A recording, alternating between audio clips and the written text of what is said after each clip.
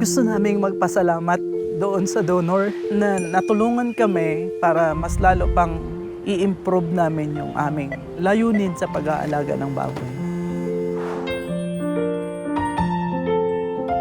2007, nagkasakit yung anak ko. Lahat ng baboy namin nabenta namin para sa pagpapagamot sa kanya. Dahil yung bahay namin dati maliit lang, tumira kami sa kulungan ng baboy. He passed away September 1, 2016. Sinabi niya na ayaw niya na kasi gusto niya noon sirain na yung kulungan ng baboy. Kasi tuwing pupunta daw siya doon, naaalala niya si Kuya. Lalo na nung dumating ngayon yung Light the Word program. Nag-start kami ulit. Yung binigay sa amin na yung isang inahin para mas ma-improve pa at para mas lalo pang kumita yung aming pamilya. May mga iba pa na nabahagi ko yung aking kaalaman tungkol sa pagbababoy.